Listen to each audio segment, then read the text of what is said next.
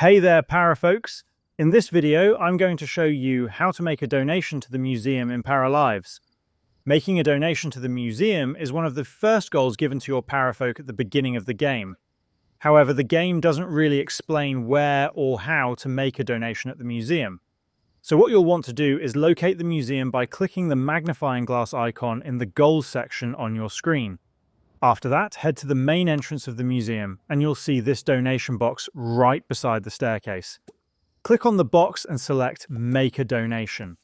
As you can see, the donation box only accepts certain items like mushrooms, gems, or artifacts.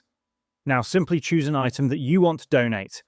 Once you donate the item, it will be sent to the museum and should complete one of your Discover the Town goals.